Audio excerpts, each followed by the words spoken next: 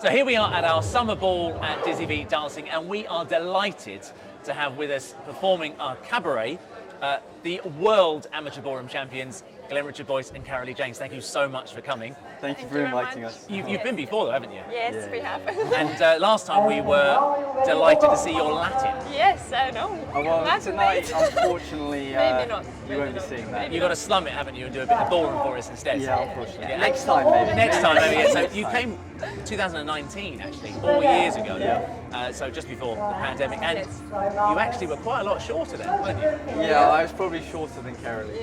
Yeah, you wore a few lifters in your shoes, didn't you, to get you a bit taller? Yeah.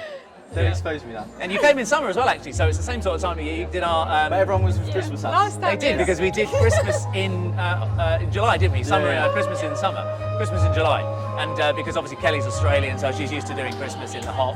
Yeah, So yeah, it was great. And but we've never actually had you two do a ballroom show for us. I don't think actually you've ever done a ballroom show for us either. Probably not, actually. You're always alternating. And we just seemed to get you when you were doing Latin. And actually we've got, you weren't with them at the time, but we've got video now of you when you were a little tiny boy. And you're not quite so little anymore, are you? No.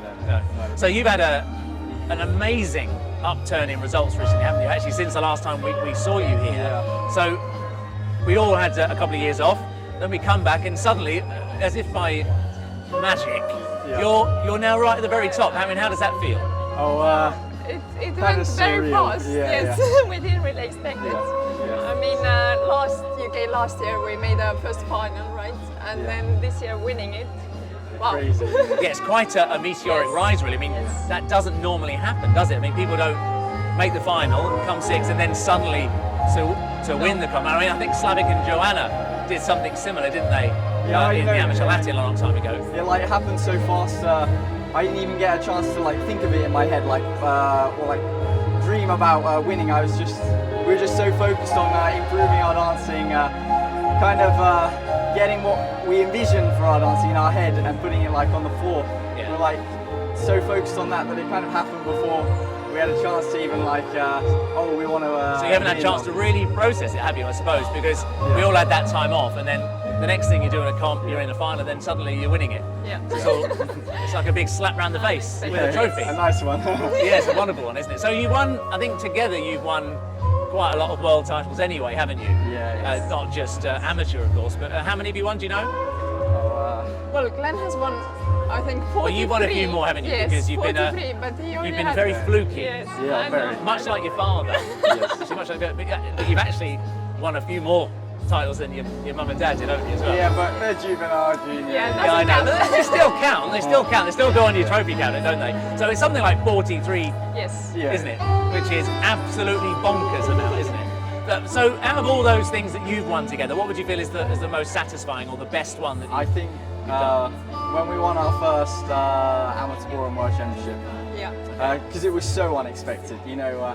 Like I said before, like we didn't really start thinking about the results yet. It was still just about dancing. Yeah. Also, like I have such a big respect for Michael and Sandra. Their dancing, like I really admire them. So like I hadn't even like had a chance to like think about it. And Yeah. you know, with all like the single dances, what they have there, you know, it just made it so like there was so much adrenaline. It was so like exciting because you know it was very close. You know, they introduced Michael did his presentation. He won the waltz. Right. Then we had won the the tango. tango. Then he won the beanies. Right, okay. So was it visual marking after each dance? No. No, so but afterwards, presentation, everyone yeah. still had to do a bow for each. Okay, I understand. Dance, And then they So just it like was- waited and waited on the Every next step, yeah. Well, It was so that in tense. Poland as well? No, that was in Assen. Oh, that was in Aston. Okay, Yeah. sorry. I thought for a minute you might have won that in Poland in his home country. That would have been a turn up, wouldn't Yeah, it? that Would have been a turn up. But how good was it? I mean, I know you won the international last year as well, didn't you? So how great is I that? actually didn't. No, We had a great we were result second, international. yes. We came But second, we we were were very happy. Hang on, what am I thinking? Oh, do you know what? I've gone into the future. I know. I've gone into the future No. and I've seen this year's result. No, nothing's guaranteed. So Nothing's guaranteed. obviously coming down those steps in second place from up the top, because Yeah. obviously this is the next major championships for you, isn't it? So coming down those steps in second place, how's it going to feel this year? Are you going to be a bit nervous, do you think, waiting for that result? No, I think more nervous that I've only got a certain amount of time for international and I've got a lot of things I want to improve. Right. And I got to get it all done. Yeah. So, But I 'cause- think Yeah, go on. Once we go on the floor, always like, I mean, before we go on the floor, it's a little bit nervous always, but once you're there, it's just, you know. Well, you're doing your job, aren't you, actually? Yeah, You're doing your job and you're trying to enjoy the moment, absolutely. I say like this time right now, it's like my favorite, you know. When you don't have so many competitions, you have so much time to make bigger changes. You know, when you got like comp every weekend, you know, you don't want to like, you can't pull it apart so much to like make the big improvements. It's just like a little bit of tweaking. So this is my favorite time.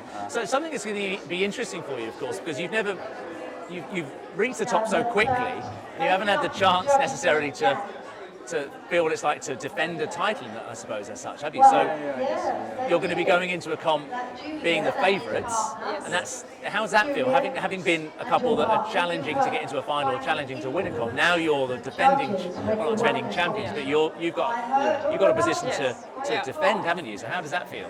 Well, I know you probably won't believe me when I say this, but I try not to I don't even try not to.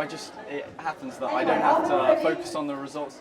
It's more on because that's something you can't control. Yeah, true. Yeah, I think more on the internal, how I can perform, how we can perform together, our connection with the audience. Yeah. That's all kind of stuff that's under my control. The result, you know, that's just what'll be, what'll be. That's the last 5 minutes. Yeah, it's the best attitude to have, and I think that if more couples had that attitude, it would be a far nicer environment, wouldn't it? Yeah. But most people are really fixated on the results, aren't they? Yeah. And beating someone. Competitiveness is great, you know. Of course, but the competitive nature of beating yourself should be the best thing, should be the most important thing, rather than trying to beat the bloke next to you. You know. But I mean, I realised that far too late, because all I ever wanted to do was beat your dad. So, you know, that's all I ever wanted to do. Anyway, so outside of dancing, what do you do? I mean, have you got any time at all to do anything outside of dancing? Well, after practice, every night I usually go swimming in the sea. Oh, really? Yeah. Yeah, so Oh, it's great. maybe. I just watch it. You watch him. You watch him and hold the towel. Yes, it's so cold. Well, in the winter, I like to go surfing in the sea. Really? Okay. When the waves are better, but yeah. But that's not a lot, is it, really, if you think about it? So after practice, I go swimming. I know what it's like when there's not a lot of time to do anything, and you're travelling all over the world. I mean, are you here tonight because you aren't in Australia when you should be in Australia? Yeah, we were, but I don't know what happened with that. Yeah, but it would have been nice. You should be in Australia, that happens. But we're happy to be here. Well, we're delighted to have We you. turned it down for this. Thanks very much. We're delighted to have you. I'm sure it's going to be amazing.